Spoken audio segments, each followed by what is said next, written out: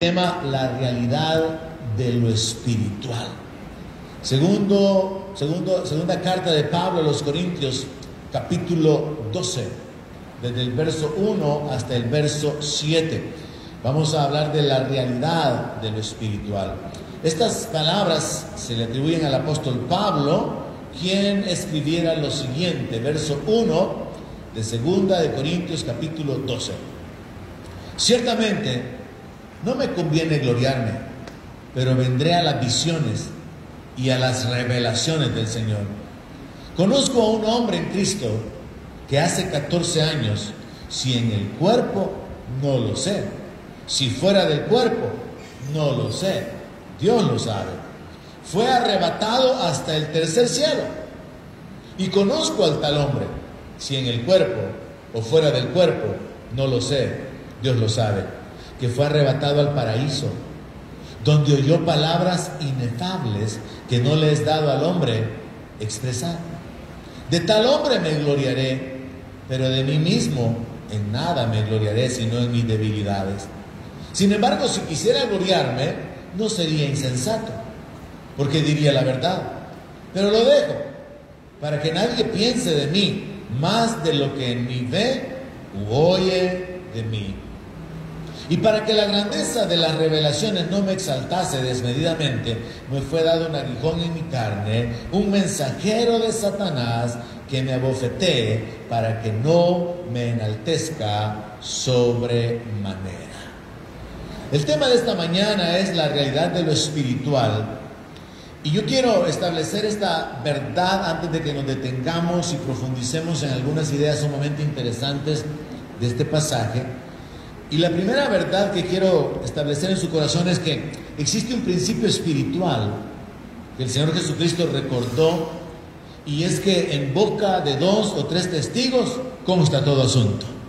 O sea, si hay 2 testigos sobre algo, si hay 3 testigos, si hay 3 personas que aseguran algo, entonces podemos tomar eso como verdadero y como confiable.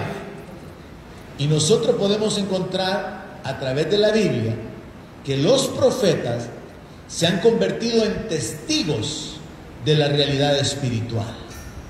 Cuando usted lee lo que le sucedió a los profetas, las experiencias de los profetas, usted tiene que leer el Antiguo Testamento, y ahora metemos al apóstol Pablo y podríamos considerar también al apóstol Juan.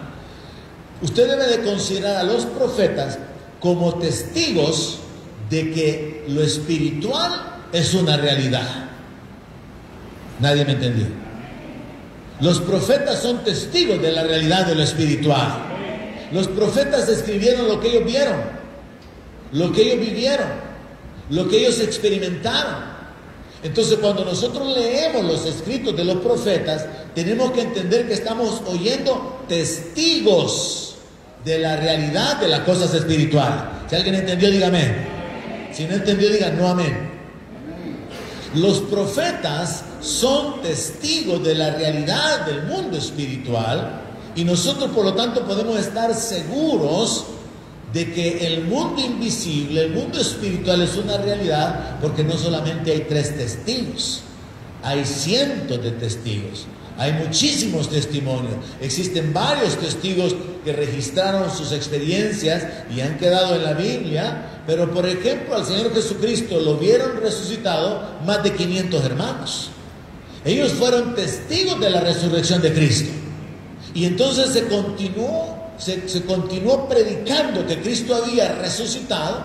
Se continuó esparciendo la enseñanza de que había victoria sobre la muerte, de que Jesús había vencido a la muerte, porque habían 500 testigos que vieron a Jesús después de que Él había sido crucificado, después de que Él había sido sepultado. Vieron al Señor de gloria habiendo resucitado.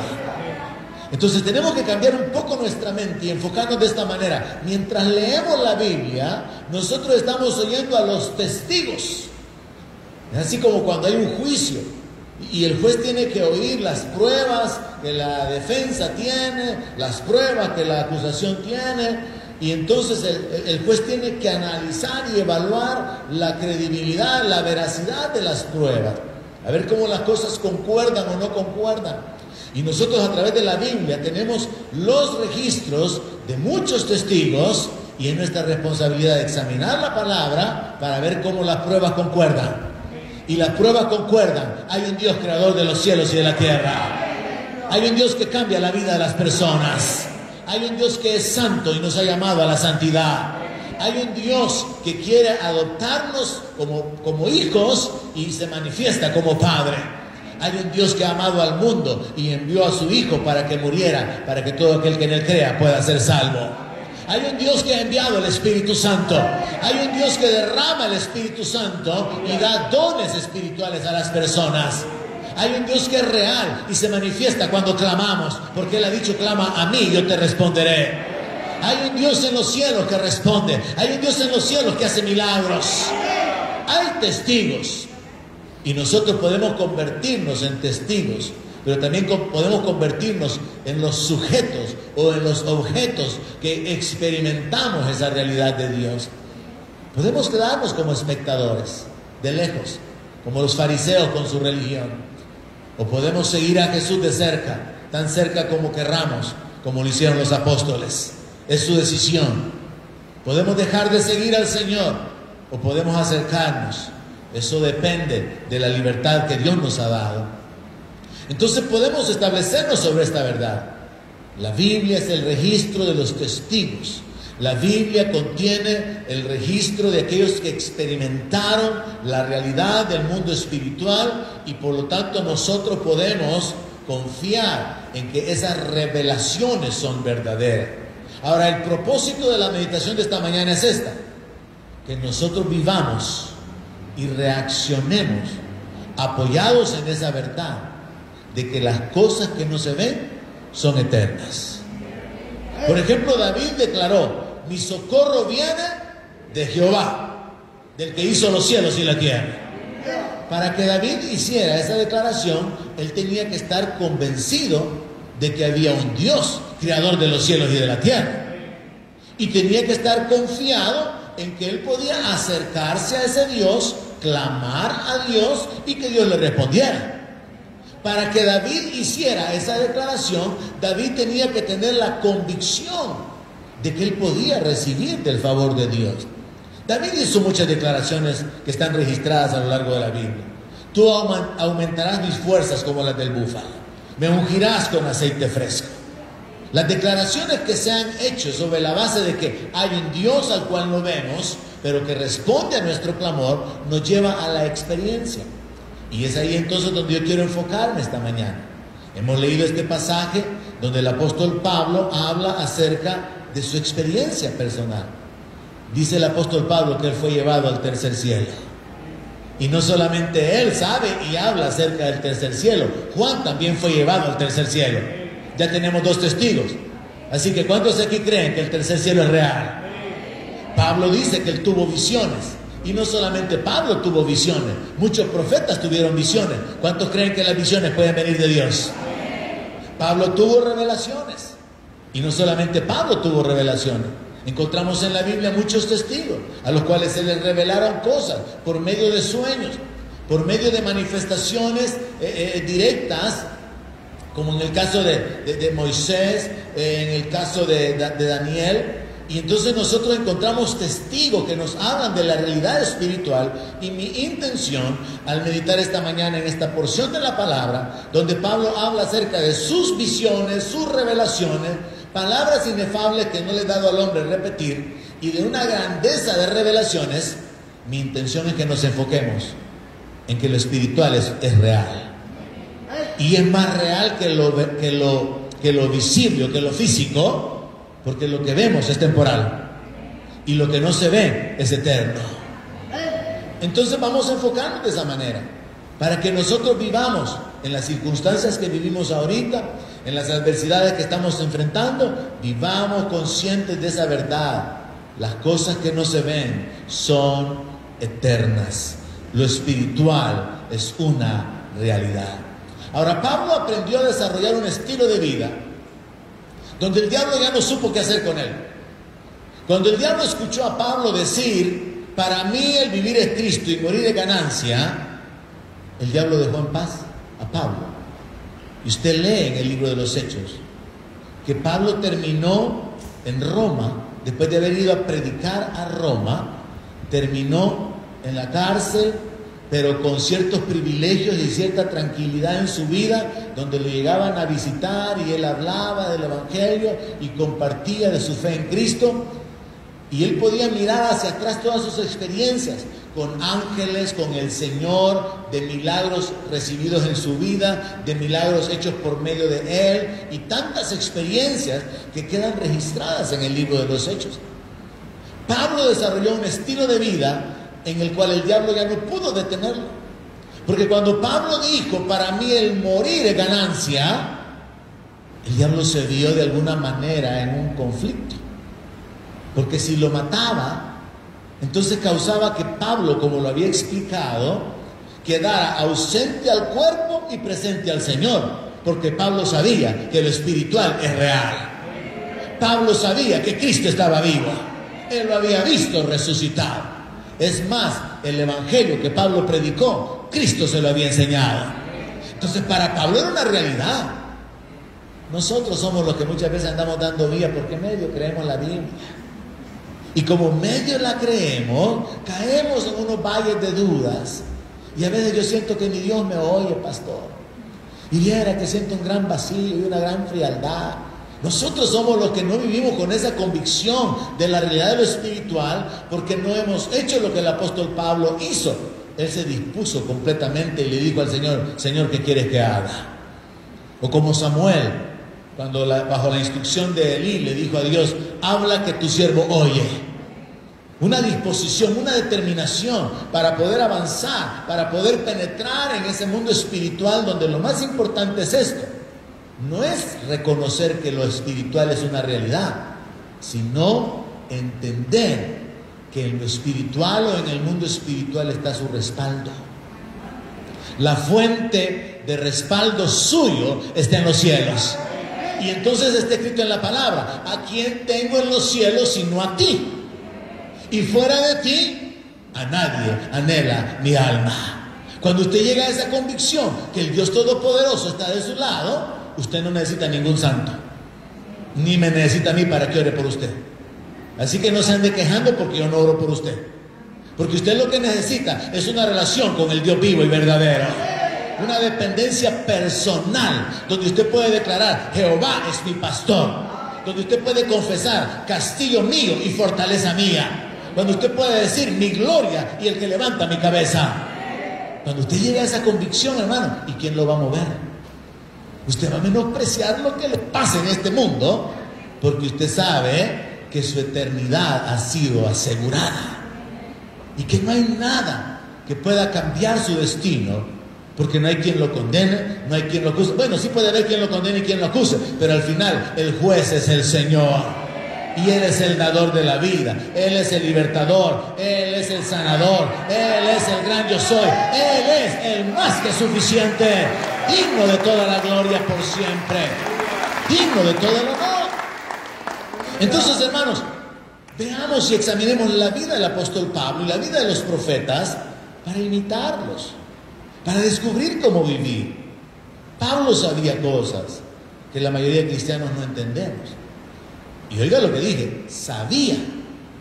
Porque cuando usted sabe algo, eso es un conocimiento que en la Biblia se separa de una manera bien clara, en un conocimiento experimental, algo que usted ha comprobado, un conocimiento de algo que verdaderamente se ha podido percibir, y por lo tanto existe no la idea de la posibilidad, sino la seguridad. Y por eso Pablo hablaba acerca de estar plenamente convencido, Pablo hablaba acerca de estar persuadido, Pablo hablaba así como, y sabemos que a los que aman a Dios todas las cosas le ayudan a bien. Pablo sabía muchas cosas, hermano, que los cristianos comunes y corrientes no sabemos. Pablo sabía sobre el juicio venidero. Pablo sabía sobre la restauración y la redención de todas las cosas, y que aún toda la creación misma va a ser redimida. Pablo sabía acerca de que partir y estar con Cristo es mucho mejor. Pablo sabía que si este tabernáculo se deshace, tenemos de Dios un edificio no hecho por manos humanas. Pablo sabía que tenemos una lucha contra huestes espirituales, pero Pablo también sabía que tenemos armas, la armadura de Dios disponible para nosotros. Y Pablo también sabía que somos más que vencedores en Cristo, porque estamos sentados con Cristo en lugares celestiales. Qué tremendo, hermano, todo lo que Pablo sabía. Y nosotros preocupados por los frijoles. Y nosotros preocupados por tantas vanidades del mundo. Tantas cosas insignificantes que nos quitan la paz. Tantas cosas que nos hacen desenfocarnos de nuestra relación con Dios. Porque estamos con nuestros ojos naturales abiertos y nuestros ojos espirituales cerrados.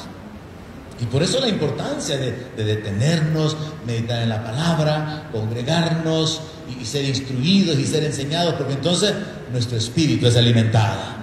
¿Cuántos ya recibieron algo esta mañana?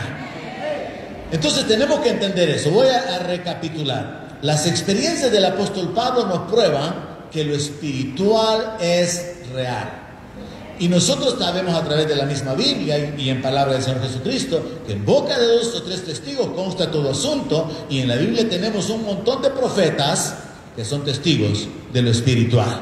Así que podemos estar seguros que el cielo es real. Podemos estar seguros de la realidad de la Nueva Jerusalén. Podemos estar seguros de la realidad del mundo espiritual, pero sobre todo podemos estar seguros de que nuestro socorro, nuestra provisión, nuestra ayuda puede venir de los cielos, y que en Cristo estamos completos, y que todas las cosas que pertenecen a la vida y a la piedad nos han sido dadas por medio del conocimiento de Cristo. Y es que, mis hermanos, el conocimiento que uno tiene determina la manera en que uno vive. Simplemente podemos comparar la manera en que una familia vive, hábitos de salud, higiénicos, hábitos de trato, de relación personal con otra, y entonces llegamos a la conclusión: nuestro conocimiento define cómo vivimos. Nuestro conocimiento en todas las áreas determina nuestra conducta. Y cuando trasladamos esto al plano espiritual, entendemos lo siguiente: en la Biblia, la ignorancia es comparada con ceguera. La falta de conocimiento en la Biblia es comparada con tinieblas. Por eso el Señor Jesucristo dijo: el que me sigue no andará en tinieblas, sino que tendrá la luz de la vida. Dejamos de ser ciegos. ¿Cuántos ya no están ciegos? Yo puedo decir igual a aquel ciego: yo antes era ciego, pero Él me abrió los ojos. Yo antes era ciego, hermano, pero Él me abrió los ojos. Y eso es una realidad en la cual todos podemos entrar. De que nuestros ojos son abiertos, vamos entendiendo propósitos de vida, vamos entendiendo recursos, vamos entendiendo el llamamiento, vamos entendiendo lo de los enemigos, los obstáculos, vamos entendiendo los tiempos, vamos entendiendo los planes de Dios. Hay tanto que aprender de la palabra de Dios, hermano. Y el conocimiento alcanzado es el que define cómo vivimos. Y ahí el enfoque entonces de la ignorancia que afecta nuestra conducta. Por ejemplo, hay personas que viven ignorantes de que horrenda cosa es caer en manos del Dios vivo. Hay personas que viven ignorantes de que Dios es fuego consumidor y que Dios traerá a juicio toda obra. Y entonces viven de una manera muy mundana, muy sin temor, muy en libertinaje, porque ignoran que una de las doctrinas básicas reveladas en el libro de Hebreos y confirmada a través de muchas escrituras en la Biblia es el del juicio eterno. E incluso el libro de Apocalipsis termina diciendo que los libros van a ser abiertos: el libro de la vida del Cordero y el libro de las obras, para mostrarle a los seres humanos que no han sido parte de la iglesia, que no fueron salvados, que no fueron arrebatados, que sus obras los condenan y que sus nombres no están inscritos en el libro de la vida, y que por lo tanto su destino es la muerte segunda. Pero por el otro lado, a los creyentes se nos revela que tenemos que gozarnos porque nuestros nombres están inscritos en el libro de la vida del Cordero. Hemos pasado de muerte a vida. Dios nos ha rescatado, Él nos ha adoptado, Él nos ha libertado, Él nos ha bendecido y nos ha sentado con Cristo en lugares celestiales. Entonces el conocimiento que usted tiene o la ignorancia de las cosas que usted tiene define la manera en que usted vive. Por el otro lado hay gente que no conoce que Dios es misericordioso, que Dios se deleita en hacer misericordia. Y entonces lloran delante de Dios: ten misericordia, Señor. Yo aprendí hace tiempo a no llorar por misericordia, sino a decirle al Padre: Padre, tú te deleitas en hacer misericordia, y ahora yo tomo de esa misericordia y te ruego que te manifiestes. Hay mucha gente que no entiende que Dios se deleita en hacer misericordia, que no entiende que 7 veces cae el justo y Jehová lo levanta. Y entonces caminan con una actitud de dureza, de señalamiento: alma que pecare, esa morirá. Y andan echando a medio mundo de sus congregaciones religiosas y fariseas, donde media vez alguien cometa un pecadillo y los mandan al infierno, porque no conocen que Dios se deleita en hacer misericordia. ¿Sabe que hay iglesias, hermano, donde en su religiosidad consideran pecado que la mujer no use la cobertura, la mantelina? Aunque la Biblia dice que el cabello le ha sido dado a la mujer por señal de velo. Porque puede darse que la mujer tiene velo, pues no respeta al marido. Entonces, ¿de qué sirve el velo? Ahora también puede igual tener el pelo largo y tampoco respeta al marido, porque no sabe lo que es respetar al marido. No entiende eso. Y entonces al final hay una actitud incorrecta. El punto entonces es: el conocimiento que uno alcanza define la manera en que uno vive. La ignorancia es como ceguera, y la falta de conocimiento en la Biblia es comparada a tinieblas. Pero tenemos ejemplos en la Escritura de gente que actuó de una manera diferente, basado en lo que ellos habían alcanzado como conocimiento o revelación de las cosas espirituales. Enoc caminó con Dios y Dios se lo llevó. Enoc supo que Dios era real y que Dios hablaba. Y por eso hemos aprendido que Enoc séptimo, después de Adán, profetizó la segunda venida de Cristo. Enoc tuvo comunión con Dios. Él sabía que Dios era real y caminó con Dios. Tuvo una comunión tremenda con Dios. José fue exaltado por el faraón porque José tenía un conocimiento del Dios de sus padres. Y José, como aprendíamos el día miércoles, José aprendió a vivir en el temor a Dios, en la dependencia de Dios. Y en medio de la adversidad, que sus hermanos lo odiaban, sus hermanos lo querían matar, en medio de la dificultad presentada en la vida por ser el favorito de su papá, padeció la calumnia de la mujer de Potifar, pero él aprendió a guardar su corazón, aprendió a vivir confiado en Dios, y Dios lo levantó. La vida de José y el final de José quedan marcados por lo que él sabía. Él sabía que Dios lo iba a levantar. Él sabía, a través de los sueños que Dios le daba, el propósito de Dios. Él sabía que Dios era real y que Dios podía obrar en su vida. Y él vivió experimentando la gracia de Dios. Así que José fue exaltado por causa de su temor a Dios, por causa de su santidad. Le recuerdo una vez más que él le dijo a la mujer de Potifar: ¿cómo voy a hacer yo este mal contra tu marido si solamente me ha reservado a ti, que eres su mujer, y no hay nadie mayor que yo en esta casa? Él me ha confiado todo. Y además de eso, ¿cómo voy a pecar contra Dios? José sabía que había un Dios en los cielos que juzga, que hay un Dios en los cielos que recompensa. Por otro lado, Moisés fue respaldado. Él supo que había un respaldo divino y se atrevió a confrontar a Faraón. Mientras Moisés no sabía nada de eso, él se escondía en su tartamudez. Mientras Moisés no sabía nada acerca del respaldo de Dios, él argumentó con Dios. ¿Y cómo voy a ir yo delante de Faraón a decirle que deje ir a tu pueblo? ¿Y cómo lo voy a convencer? Y es hasta que él obtiene la revelación y el conocimiento de que el Dios de Abraham tiene cuidado de la descendencia de Abraham y que lo ha escogido a él como el caudillo, como el líder, para que liberte al pueblo, y que lo va a respaldar hasta que Moisés recibe ese conocimiento. Es que Moisés se levanta confiado, sabiendo que Dios lo va a respaldar con señales y prodigios tremendos. Ahora, vea cómo él tuvo que mantenerse en esa condición, porque la primera señal, convertir la vara en serpiente. Imagine que usted va bien, campeón, Dios es mi respaldo, y hace el primer milagro y el diablo lo detiene también. Fíjese el conflicto en la vida de Moisés. Porque Janes y Jambres, que son los nombres de los magos egipcios, dice que lo resistieron. Y también hicieron lo mismo. Y tendríamos que averiguar cómo fue que lo hicieron. Pero ahí lo que podemos ver es un conflicto de poderes. El poder satánico y el poder divino. Y luego vemos que los magos están tratando de imitar las mismas señales, como el asunto de la sangre en las aguas. Pero llega un punto donde el diablo ya no puede pasar. Y es que el diablo no puede crear. El diablo no puede crear ni un piojo. Eso es interesante. El diablo no puede crear, pero ni un piojo, hermano. Menos una rana, que está más grandota. Pero todo esto usted tiene que ir entendiendo. O sea, Moisés vivió apoyado en el conocimiento y la revelación que él tenía de que su respaldo era el Dios de los cielos. Moisés no hubiera hecho lo que él hizo si él no hubiera sabido que tenía el respaldo de Dios. Entonces tenemos que trasladar esto a nuestra vida. Hay muchas cosas que nosotros no hacemos porque no vivimos con la convicción de que nuestro respaldo es Dios.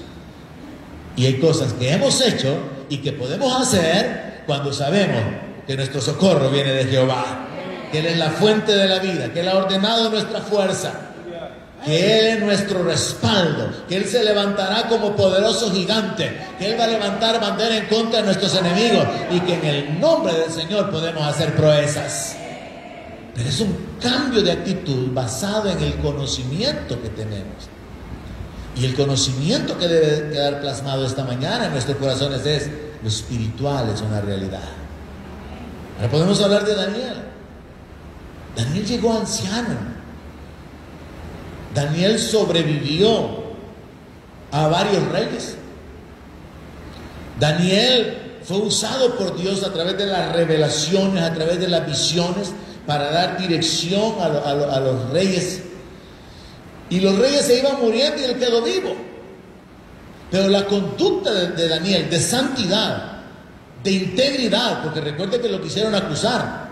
Porque el asunto es este: a usted lo pueden acusar, el asunto es que sea verdad. Usted no puede impedir que lo acusen, pero sí puede impedir que la acusación sea verdadera. O como dijo Charles Spurgeon, usted no puede impedir que los pájaros vuelen arriba de su cabeza, pero sí puede impedir que hagan nido en su cabeza. Entonces acusan a Daniel, pero la vida de integridad que Daniel tenía estaba basada en su conocimiento de lo espiritual. Daniel sabía sobre el anciano de días. Daniel sabía sobre el reino. Daniel sabía sobre la sucesión de los reinos y que al final vendría un reino que no era humano y que era un reino eterno. Daniel tenía grandes revelaciones, hermano. Hay algunos hermanitos todavía aquí peleándose por partidos políticos, no saben lo que Daniel sabía. Embadurnados y metidos en tonteras terrenales, dando la cara ahí por cosas absurdas.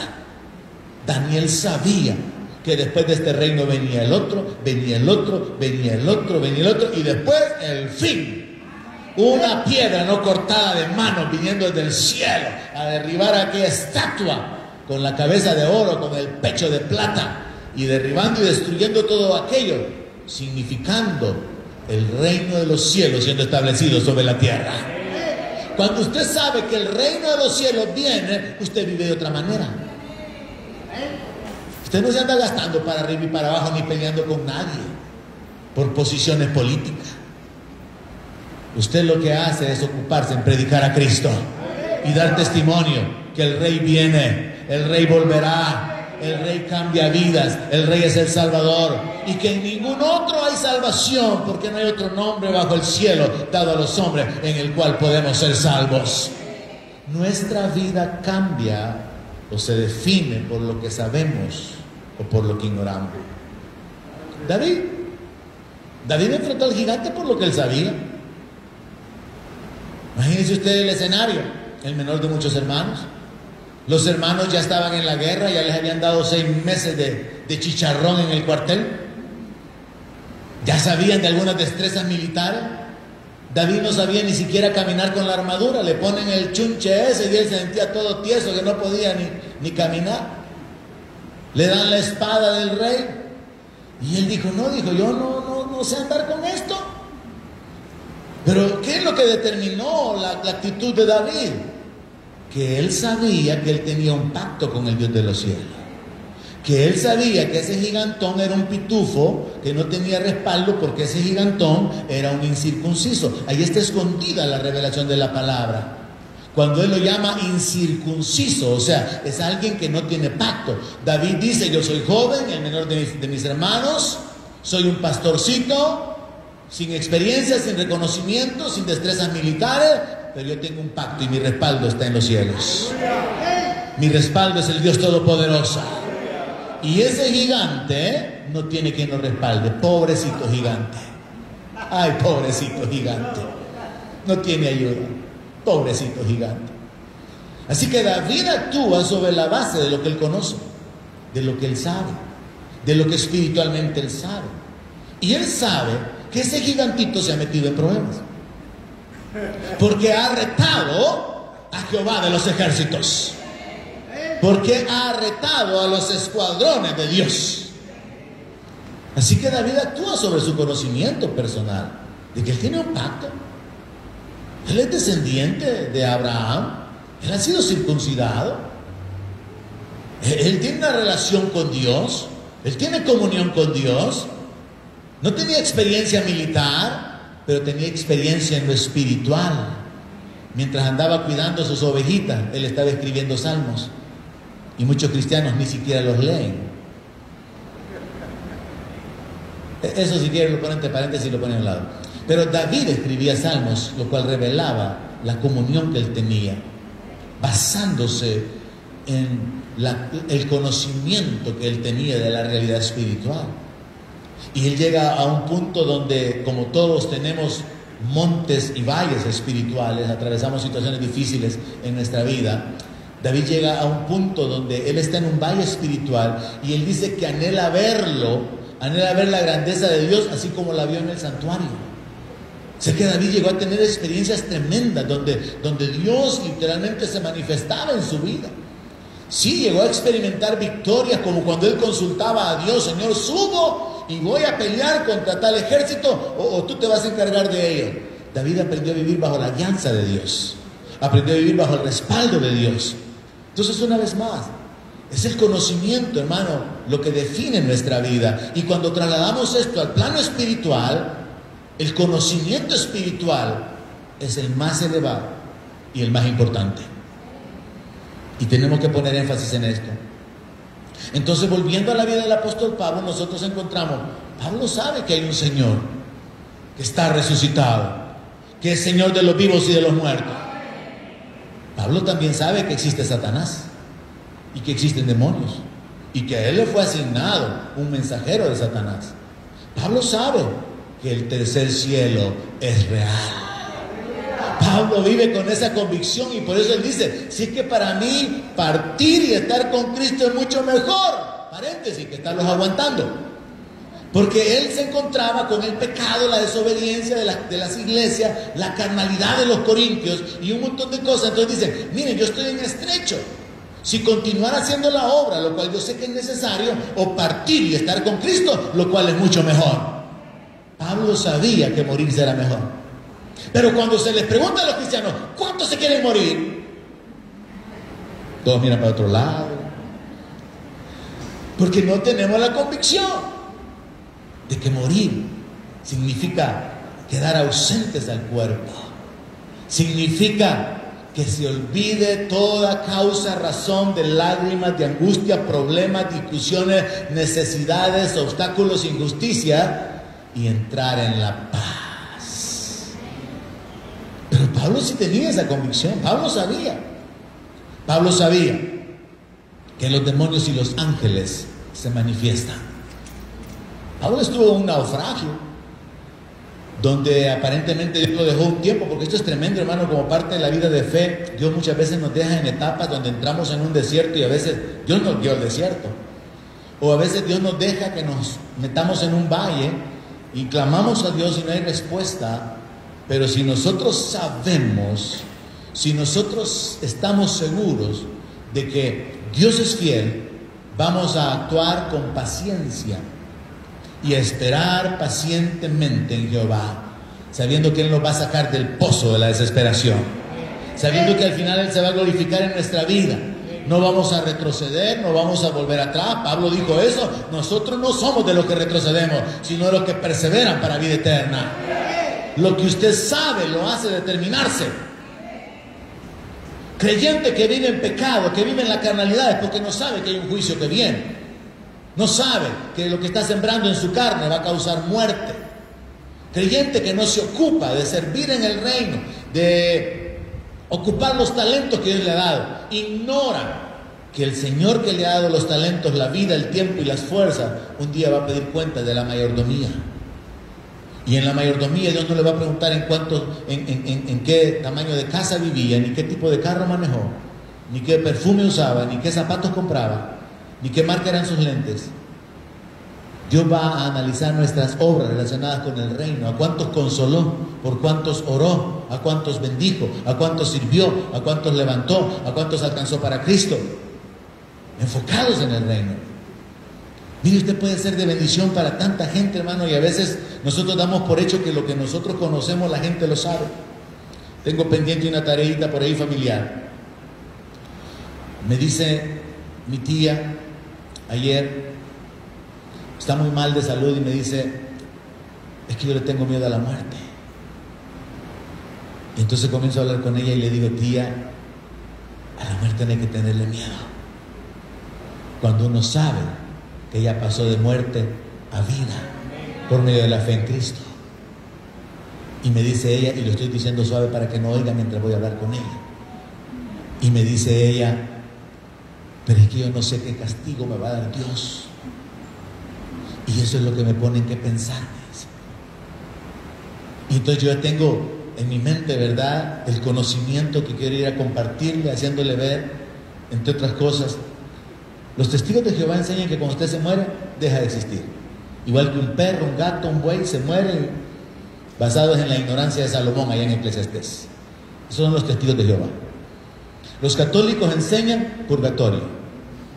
Usted va a tener que ir a pagar por la purificación de sus pecados, porque Cristo lo ha perdonado, pero hay ciertos pecados por los que usted tiene que pagar. Purgatorio, sufrimiento. Pero el Evangelio dice, el que cree en mí, aunque esté muerto, vivirá. ¡Aleluya! El Evangelio dice, no hay condenación para los que están en Cristo Jesús. El Evangelio dice que hemos recibido vida. El Evangelio dice, el que cree en mí, de su interior correrán ríos de agua viva. Entonces la religión traslada, transmite, implanta un conocimiento, y ese conocimiento determina la vida de las personas. Pero el Evangelio nos transmite un conocimiento que tiene que determinarnos. Dios nos lleva de poder en poder, de gloria en gloria. Él no nos va a dejar hasta que haya terminado su obra en nosotros. A los que aman a Dios, todas las cosas les ayudan a bien. Ni lo alto, ni lo profundo, ni ninguna cosa creada nos puede separar del amor de Dios en Cristo Jesús. Somos más que vencedores en Cristo. Estamos completos en Él. La revelación del Evangelio cambia nuestra manera de vivir. Ahora, cuando un evangélico no vive una vida enfocada hacia la victoria, es porque no tiene el conocimiento que fundamenta esa victoria. Y allí es donde vemos la necesidad de enfocarnos en lo espiritual. Así que Pablo sabe muchas cosas, no porque las leyó, porque las experimentó. Pablo sabía la realidad de hablar con un ángel. Para algunos de ustedes, el único ángel con el que hablan soy yo. Pablo sabía la realidad de hablar con un ángel. Pablo sabía la realidad de experimentar los milagros, de hacer milagros extraordinarios, que hasta las ropas de su cuerpo se llevaban a los enfermos y quedaban sanos. Los creyentes van a visitar a un pariente y los dejan enfermos. Cuando vino el hermano fue que quedé mal, dice. Qué tremendo, ¿verdad? Cualquier coincidencia puede pasar. Pablo sabía, mis hermanos, Pablo sabía que el reino venía. Pablo sabía que había que vivir aguardando la manifestación gloriosa de nuestro Rey y Salvador Jesucristo. Pablo sabía que nuestra ciudadanía está en los cielos. Pablo sabía muchas cosas, hermano.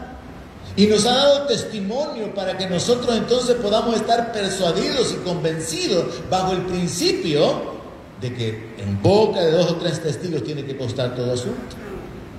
Pablo es un testigo más de la realidad espiritual. Y es bien tremendo, hermano. Yo tengo tanto que compartirles esta mañana que voy a tratar de resumirlo y enfocarnos en algunos ejemplos que nos ayudan a que salgamos con esta convicción. Usted tiene problemas matrimoniales, de hijos, económicos, de salud, de trabajo, de negocios, de lo que sea, pero usted tiene que aprender a sostenerse mirando al invisible. Usted tiene que aprender a mirar las cosas que no se ven, porque las que se ven, sepa que son temporales. Si son buenas, se van a acabar. Si son malas, se van a acabar. Así que no se clave, no se detenga en lo temporal, en lo terrenal. Pablo enseña que una filosofía de vida cristiana es esta: el que disfruta del mundo, viva como que si no lo disfruta. O sea, no se quede ahí anhelando el deleite y buscando cada vez más. Y el que llora, haga como que no llora. Reciba la consolación de Dios, porque este mundo pasará, sus deseos pasarán, y esta es una leve tribulación que no se puede comparar con el eterno peso de gloria que en nosotros habrá de manifestarse. Me llaman la atención y escogí un par de pasajes para poder enfocarnos esta mañana en lo espiritual. Segundo libro de Reyes, capítulo 2, verso 8. La palabra nos muestra la historia de este gran profeta, Elías. Elías tomó su manto, segundo libro de Reyes, capítulo 2, verso 8.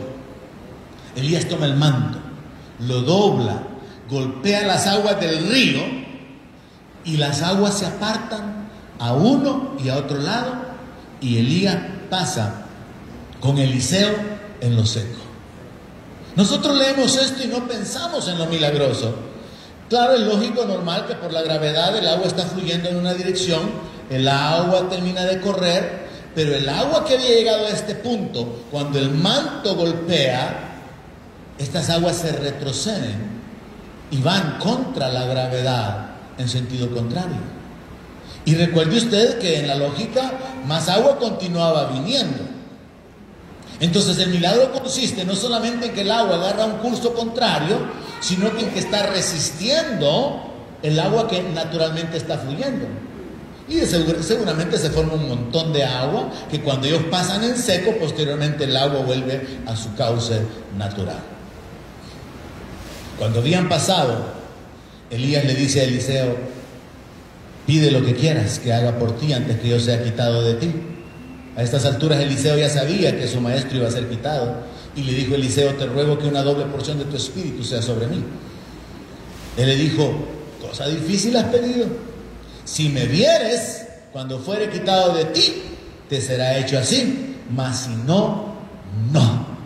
A todo esto, una larga historia donde Eliseo había sido fiel. Eliseo ya sabía que Elías iba a ser tomado de parte de Dios, revelación divina, pero vemos la fidelidad de Eliseo hasta el último momento, de manera que en el verso 11, aconteció que yendo ellos y hablando, no se sabe si unos minutos, un par de horas después, mientras ellos iban platicando, he aquí un carro de fuego con caballos de fuego apartó a los dos, y Elías subió al cielo en un torbellino.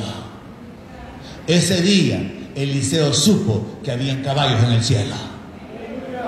Ese día Eliseo supo que el mundo sobrenatural interviene en el mundo natural. Ese día Eliseo supo que Dios tiene cuidado de sus siervos y se los lleva a su reino. Ese día Eliseo supo que había un respaldo sobrenatural con el cual él podía vivir, porque él ya sabía de algunos milagros que había realizado el profeta mientras él le servía. Si usted estudia la Biblia, y le aconsejo que por lo menos la lea, allá en el primer libro de Reyes, allá por el capítulo 19, es cuando está el llamamiento de Eliseo.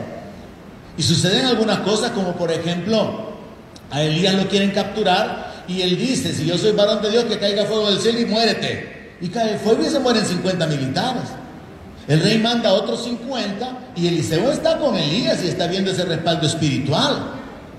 Vienen otros 50 y el profeta Elías vuelve a decir lo mismo. Si yo soy varón de Dios, caiga fuego del cielo y consúmete tú y tus 50. Y se mueren otros 50. Calcinados. El respaldo de los cielos sobre los siervos de Dios. Eliseo estaba aprendiendo la realidad. Y usted a estas alturas debería de saber eso. Hay un respaldo que viene de los cielos para su vida. Y entonces Eliseo ha sido testigo de esa realidad espiritual. Eliseo sabe que su maestro habla con ángeles, porque un ángel viene a hablar con Elías y le da instrucciones sobre presentarse acá. Eliseo sabe que Dios trae revelaciones con respecto al futuro. Entonces Eliseo vive con la convicción: el cielo es real, lo espiritual es real, Dios respalda a su siervo, Dios me ha llamado, puedo caminar en el poder de Dios. Y Eliseo vive con esa convicción hasta el punto que le dice a Elías: yo lo que quiero es una doble porción, o sea, yo quiero hacer el doble de milagros de lo que tú has hecho. Y entonces él le promete que si lo mira, le va a ser dado, y lo mira. Y después él puede recoger el manto y actuar en el mismo poder. ¿Dónde está el Dios de Elías?, dijo Eliseo. Y golpea el río, las aguas del río, y el río se abre. Cuando usted sabe que hay testigos verdaderos, cuando usted sabe la realidad de lo sobrenatural, usted puede caminar también en lo sobrenatural. Usted camina en fe, en obediencia, en gratitud, en comunión con Dios, en dependencia de Dios, y usted va a ver a Dios manifestándose en su vida. Entonces ahora nosotros podemos darnos cuenta de que Eliseo quería el poder que había en Elías y él lo recibe. Así que ahora Eliseo está caminando con ese respaldo, y en el segundo libro de Reyes, capítulo 6, verso 14, ahora ya no es Elías al que quieren capturar, sino que a Eliseo. Pero recuerde que Eliseo sabe algo. Cuando usted sabe algo, usted se comporta diferente de cuando usted no sabe algo. Segundo libro de Reyes 6:14. El rey envió gente de a caballo, envió carros, envió un gran ejército, los cuales vinieron de noche, sitiaron la ciudad, y se levantó de mañana y salió el que servía al varón de Dios, yo creo que se llama Jesse, aunque no lo menciona aquí la Biblia, hasta más adelante. Y he aquí el ejército que tenía sitiada la ciudad, con gente de a caballo y carros. Entienda que las ciudades antiguas tenían una muralla. Y cuando se sitiaba una ciudad, lo que hacía el reino invasor era mandar a su ejército para rodear las murallas. Nadie podía entrar por las puertas de la ciudad, nadie podía salir. Los restringían, los encerraban, controlaban el comercio, controlaban toda la actividad. Podían penetrar para robarles, matarles y hacer lo que quisieran. Eso era ponerle sitio a una ciudad. Así que la ciudad estaba sitiada. Y entonces el criado le dice al profeta: ay, Señor mío, ¿qué haremos? Verso 16, el profeta le responde: no tengas miedo, porque más son los que están con nosotros que los que están con ellos. ¡Aleluya! El profeta sabía algo que el siervo no sabía.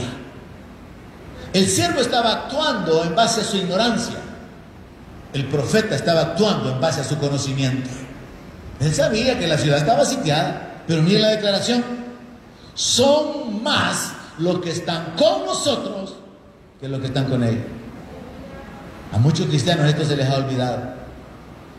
Algunos me han reprochado a mí cuando tal vez a través de alguna visita, después de un momento de enfermedad: viera, pastor, que aquí yo solito, fíjense. Y yo siempre pienso, pero solito, igual que Jacob con el Señor, es bueno, luchando con el Señor. Aquí solo Dios conmigo, hermano, así como que el niño Dios, ¿verdad? Aquí viera, hermano, que aquí ni los vecinos, ni la familia de uno, pero ni los hermanos, bueno, ni los miembros del ministerio. Mire aquí, yo solita, pastor. Pobrecita usted solita. Pobrecito usted solito, hermano. Y más solito, sin conocimiento. Porque el que está solito pero con conocimiento hace como Jacob: no te suelto si no me bendices. Y pasan las horas y sigue luchando. Y déjame, le dice el ángel, y soltame. ¿Va a creer usted que el ángel no podía soltarse de Jacob en un ratito? Pero él se estaba haciendo, porque Dios a veces permite eso para probar nuestro carácter, nuestra permanencia, nuestra constancia, nuestra fidelidad. Y hasta que ya va a salir el sol, el ángel: espérate, hombre, déjame irme, hombre. Y Jacob hace la declaración: no te dejo si no me bendice. Pues te voy a bendecir, y le cambia el nombre de su plantador a Israel. Tal vez usted está de noche ahorita, hermano. Por eso algunos vienen a dormirse a la iglesia. Tal vez usted está de noche ahorita. Pero es bueno que usted esté de noche luchando con el Señor, esperando la revelación, esperando el conocimiento, esperando la manifestación, solito. Y no espere que nadie más llegue, porque mejor solo que mal acompañado, como dice la Escritura. Entonces, siga adelante, siga perseverando, siga esforzándose y haga lo que el profeta le dijo al criado: no tenga miedo, sepa y actúe sobre lo que el profeta le dijo al criado. Son más los que están con usted que los que están en contra suya. Yo encontré cuál era la matemática básica de esto hace tiempo, y es simple. Dice la Escritura que un tercio de los ángeles siguieron al diablo. Entonces, ¿cuántos se quedaron con Dios? 2 tercios. Por cada demonio hay 2 ángeles. Y el Dios Todopoderoso. ¿Qué más? Y usted se siente intimidado, y qué pobrecito, con síntomas de persecución. Tenemos que reaccionar sobre el conocimiento espiritual. Verso 17, sumamente interesante. Y oró Eliseo y le dijo: te ruego, Jehová, que abra tus ojos para que vea. En mi versión traducida, versión Alberto Cornejo 2022, es: te ruego, Señor, que le abra los ojos a este choco, a este ciego. Abre los ojos. Porque Jesse no tenía visión espiritual. Jesse no podía mirar el mundo espiritual, pero Eliseo estaba consciente. Eliseo sabía de la realidad del mundo espiritual, y a mí me encanta este pasaje por el detalle. Entonces Jehová abrió los ojos del criado y miró, y he aquí que el monte estaba lleno de gente de a caballo y de carros de fuego. El monte ya estaba lleno de gente de a caballo y de carros de fuego. No comenzaron a venir. No es que allá a lo lejos venía el primer caballito, venía más adelante. No, hermano, ya estaban ahí los caballos. Y Eliseo vivía sobre la base y la convicción y la seguridad de que su respaldo había sido enviado de los cielos. Y mire lo específico: carros de fuego alrededor de quién. O sea, no estaban ahí puestos de una manera, ¿cómo se puede decir? De una manera sin sentido o sin propósito. Carros de fuego alrededor de Eliseo. Nosotros necesitamos orar, así como el apóstol Pablo oraba por la iglesia de Éfeso, que los ojos de nuestro entendimiento sean abiertos para poder mirar espiritualmente en la fuente, en los recursos que hay disponibles para nosotros. Porque el tercer cielo es real. Los ángeles son reales. El respaldo de Dios es una realidad. La autoridad en el nombre de Jesús es real. La presencia del Espíritu Santo es real. El poder que hay en la palabra que hablamos es real.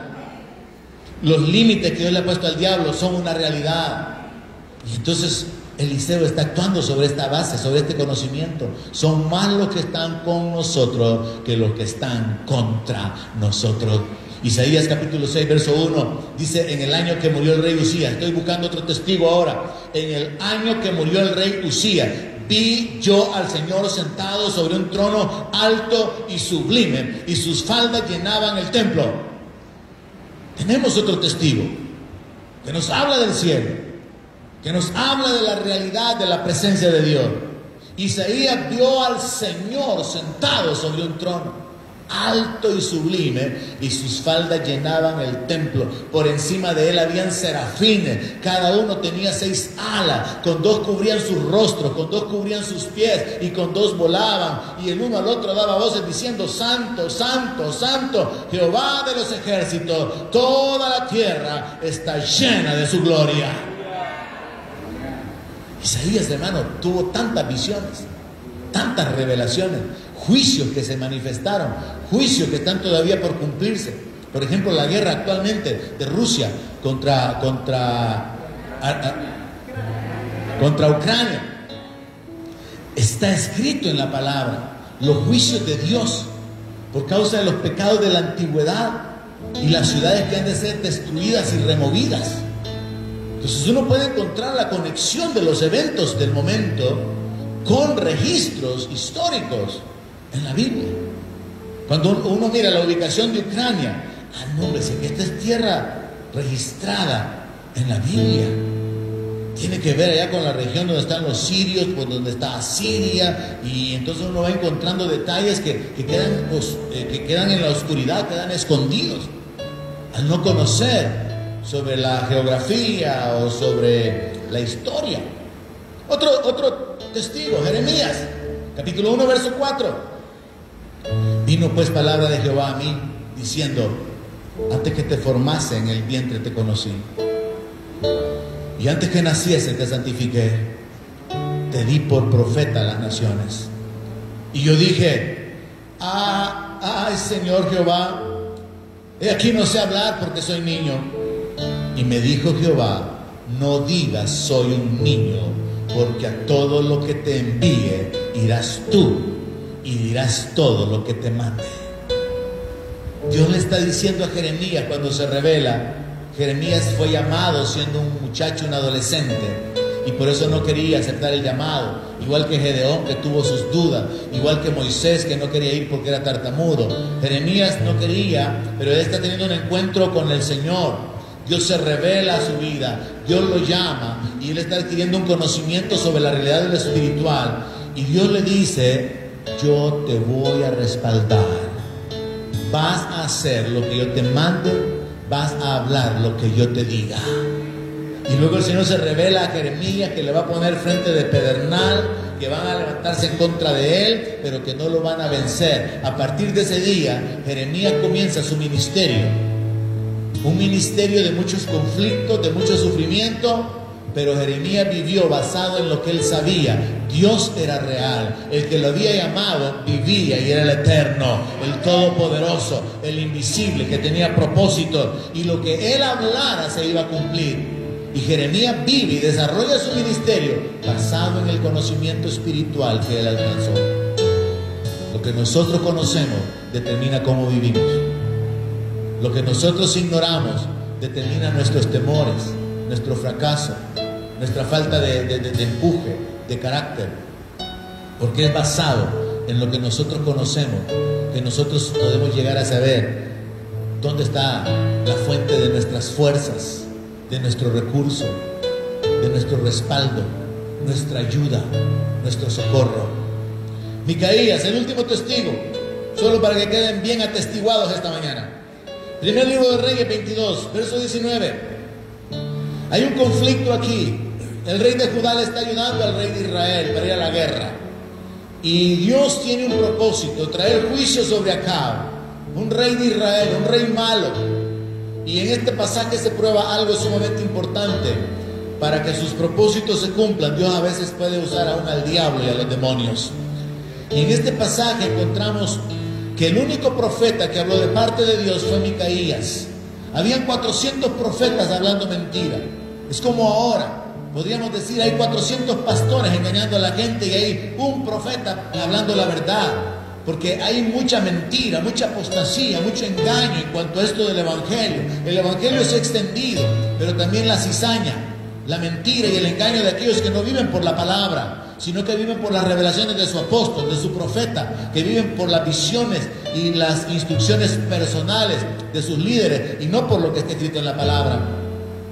Dice aquí que el profeta dijo: oye pues palabra de Jehová, yo vi a Jehová sentado en su trono y a todo el ejército de los cielos que estaba sentado junto a él, a su derecha y a la izquierda.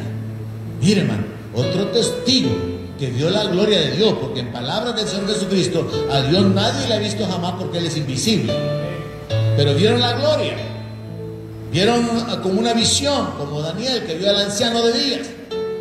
Entonces Micaías, el profeta, dice: yo vi a Jehová sentado en su trono y todo el ejército de los cielos junto a él, a la derecha, a la izquierda. Y Jehová habló y Jehová dijo: ¿quién va a inducir a Acab, el rey de Israel, para que suba y caiga en Ramot de Galaad?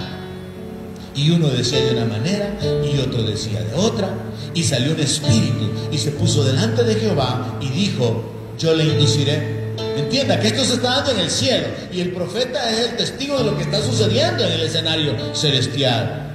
Y el profeta mira que hay un espíritu que le ofrece a Dios sus servicios para cumplir el propósito de provocar, de inducir al rey de Israel para que se vaya a la guerra, para que lo maten. Así que el Señor le pregunta: ¿de qué manera? Verso 21. ¿De qué manera lo vas a inducir? Verso 22. Le dice: yo saldré y seré espíritu de mentira en boca de todos sus profetas. Y él dijo: le inducirás y aún lo conseguirás. Ve pues y hazlo así. Dios le permite a este espíritu ir y causar todo este engaño en la boca de los profetas del rey de Israel, de Acab, porque era un rey perverso que tenía una mujer más malvada que él todavía. Y entonces Dios trae un juicio donde lo quiere, lo ha sentenciado a muerte, y es a través de esta acción que se desarrolló en los cielos que se va a traer la sentencia sobre el rey. Entonces dice el Señor: ve pues y hazlo así. Y ahora son palabras, el verso 23 son palabras del profeta Micaías. Y ahora le dice el profeta al rey: he aquí que Jehová ha puesto espíritu de mentira en la boca de todos tus profetas, y Jehová ha decretado el mal acerca de ti. Micaías está actuando en base al conocimiento sobrenatural que él adquirió. Él tuvo una visión, sabe que Dios es real, sabe que los demonios son reales, que los ángeles son reales, que el cielo gobierna sobre la tierra, que Dios ha determinado que Acab se muera, y se lo anticipa. Pero como Acab ignora los planes de Dios, no lo cree. Así que surge un profeta falso llamado Sedequías, hijo de Kenaana, que por cierto se había hecho unos cuernos de hierro y andaba saltando y brincando, y le decía al rey de Acab: así dice Jehová, vas a acornear a los enemigos y los vas a destruir. Y era mentira. Se acerca a Sedequías, hijo de Kenaana, golpea a Micaías en la mejilla y le dice: ¿y por dónde se fue de mí el espíritu de Jehová para hablarte a ti? Y Micaías le responde: he aquí tú lo verás en aquel día, cuando te irás metiendo de aposento en aposento para esconderte. Y no hay razón de continuar con los detalles, sino establecer el punto. Muchos hombres experimentaron la realidad de lo sobrenatural, la realidad de lo espiritual, y eso determinó el rumbo de sus vidas.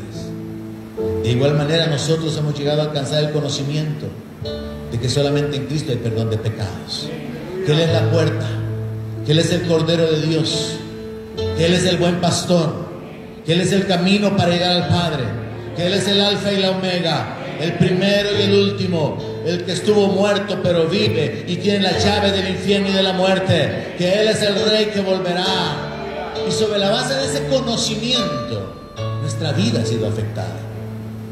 Pero todavía necesitamos llegar al punto de tener una mayor convicción o conocimiento de la realidad de lo espiritual, que afecte nuestro caminar, nuestra conducta, para aprovechar toda oportunidad para testificar de Cristo, para hablar con otros, para atraer a otros, para levantar, para consolar, para animar, para sacar de las tinieblas a la gente que está en la confusión. Nuestra vida está basada en lo que sabemos o lo que ignoramos. Y si esta mañana hemos enfocado la meditación en la realidad de lo espiritual, tenemos que aprender a vivir cada día sabiendo: el cielo gobierna, el Altísimo gobierna sobre el reino de los hombres. No hay nada que queda fuera de la voluntad de Dios. Él nos ha establecido como mayordomos, como sus siervos.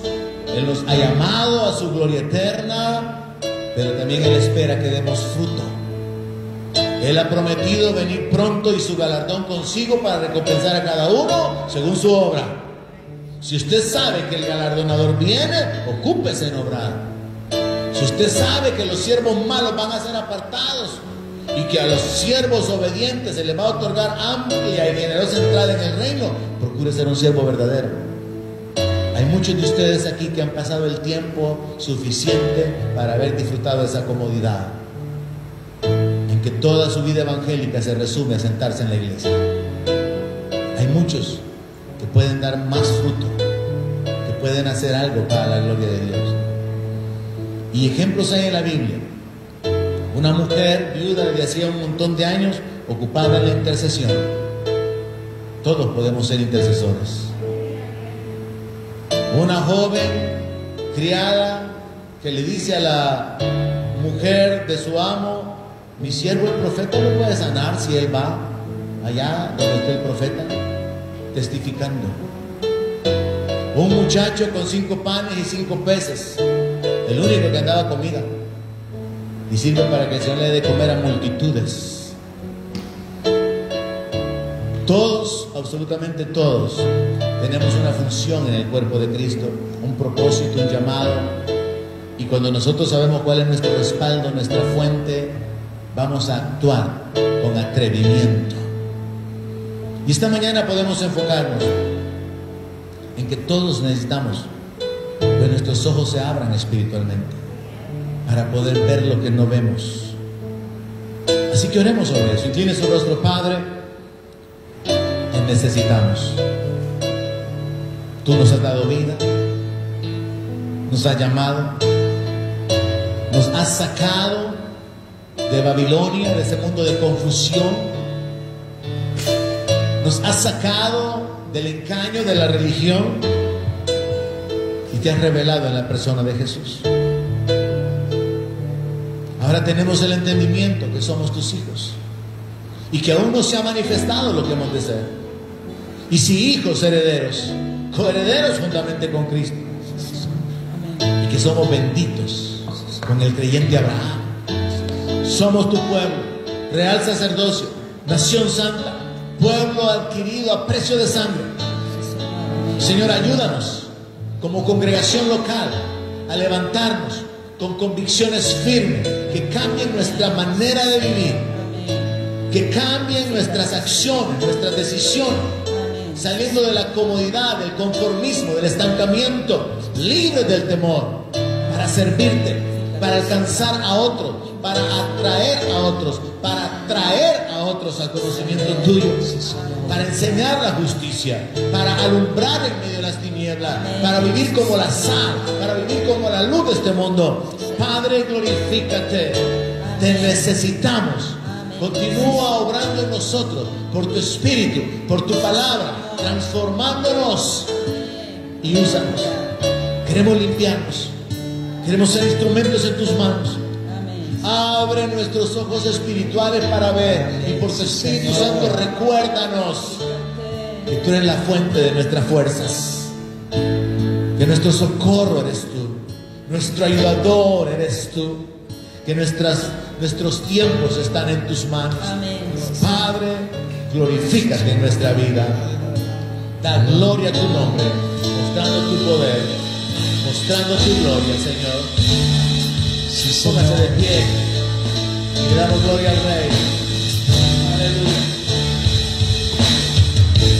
Glorioso Salvador, bendito Rey, divino Redentor, me postraré ante ti. Que tú vives y reinas. Bendito Hijo de Dios, hermoso redención, te adoraré. Y así declararé: eres de los cielos, eterno Dios, exaltado por siempre, Jesús Señor.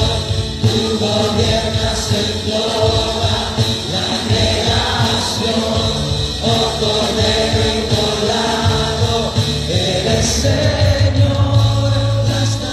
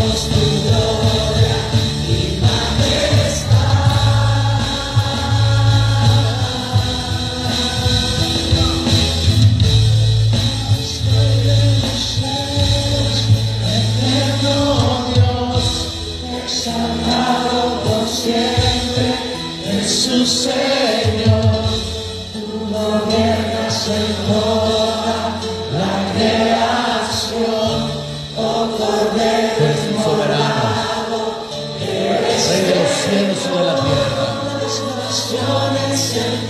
juez de los vivos y de los muertos. Y tu nombre por siempre bendecirá. Aleluya. Por los siglos tu gloria nos llenará. Y loremos tu gloria y majestad. Santo, Eres Rey de los cielos, eterno Dios, exaltado por siempre, Jesús Señor. Tú gobiernas en toda la creación, oh Cordero Inmolado, eres Señor. Las naciones enteras se mostrarán y tu nombre por siempre bendecirá. Por los siglos tu gloria nos llenará y veremos tu gloria y majestad.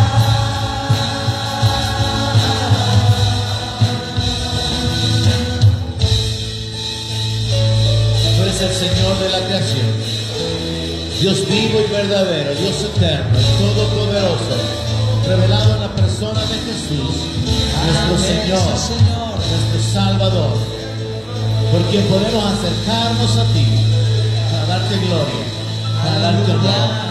Padre, gracias por la vida, Sí, Señor. gracias por este día, por la Gracias, libertad, Padre. por la paz. Gracias, Señor, por el perdón. Gracias por tu obra, Señor, por tu misericordia, por tu fidelidad, por rodearnos con tu favor y con tu gracia en nuestra vida, Señor. Te damos la gracia por rescatar del hoyo nuestra vida. Te damos la gracia porque tú eres el que perdona todas nuestras iniquidades, porque tú eres el que sacia de bien nuestra boca. Gracias, Señor, por tu obra a favor nuestro. Continúa la obra que has comenzado, termínala. Ayúdanos, Señor. Límpianos. Obra la transformación por tu Espíritu, Amén. la revelación de tu palabra, tu guianza, Señor. Y úsanos para tu gloria y para tu honra. Queremos ir hacia adelante. Queremos llevar fruto, fruto que permanezca, fruto abundante. Señor, dirige nuestros pasos.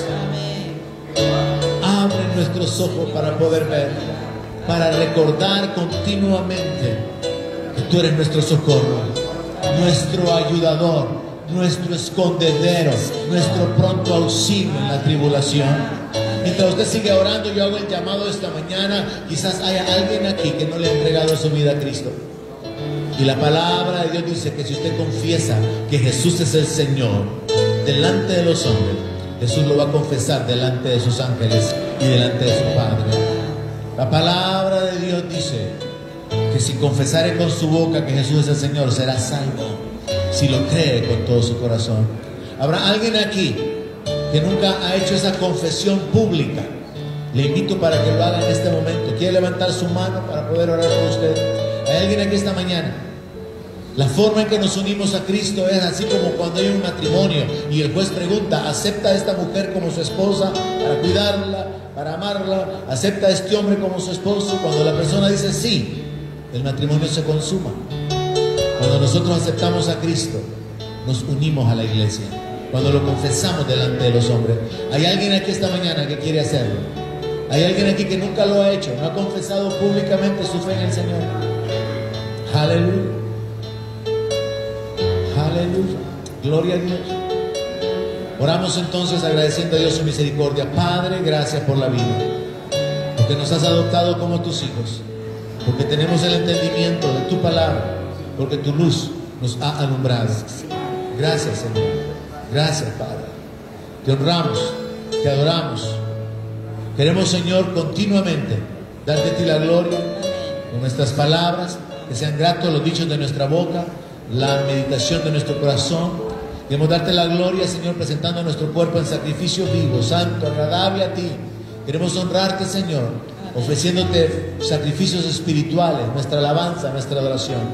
Queremos honrarte con el fruto de nuestras manos, con las finanzas, las ofrendas, los diezmos, las promesas consagradas bajo el entendimiento de que de lo recibido de tu mano te damos. Queremos honrarte con nuestro servicio, Señor, con nuestro trabajo en el reino, sirviéndonos unos a otros, alcanzando a otros para tu reino. En el nombre de Jesús, ofrecemos, consagramos, dedicamos nuestras ofrendas, nuestra vida, para tu gloria y para tu honra. En el nombre de Jesús. Amén.